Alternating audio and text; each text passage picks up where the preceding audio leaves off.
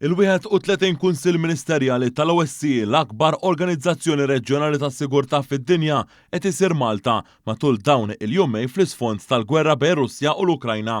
Din it-tema qed tiddomina f'din l-akbar konferenza internazzjonali li qatt saret f'Malta li fuq l-aġenda għandha l-ħarsien tad-demokrazija, il-ħtieġa tal-istabbiltà, il-kisba tal-paċi. Din is-sena Malta għandha l-Presidenza u qed tospita il-Ministri tal-Affarijiet Barranin tas-57 pajjiż tal-OSCE.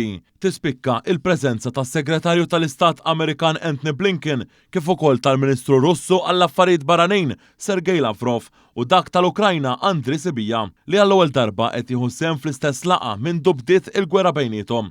Id-Deputat Prim Ministru u Ministru għall-Affarijiet Barranin u Chairperson tal-OSCE Ian Burge fiċ-ċeremonja tal-ftuħ għal Malta għandha rwol kruċjali biex isservi bħala d-difensur tal-paċi u d-dialogu bħalma għamlet 35 sena ilu meta sar f'pajjiżna ukoll is-summit storiku ta' Bush u Gorbachev għat-tmiem tal-gwerra l-bierda.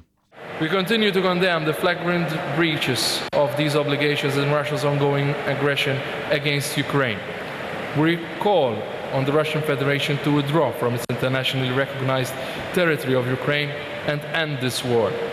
The recent escalation and attacks must stop immediately to pave the way for a diplomatic process, one that leads to a comprehensive, just and lasting peace. Id-Deputat Prim Ministru temm jgħid li matul din il-laqgħa iridu jittieħdu deċiżjonijiet importanti biex l-OSCE tibqa' relevanti u effettiva fi żmien li ġej. We constantly talk about our collective responsibility for this organization and our commitment to multilateralism. It's time to walk the talk. The decisions we take over the next 2 days will determine whether we can finally set the organization on a path towards a more sustainable, effective and resilient future. Let's get it done.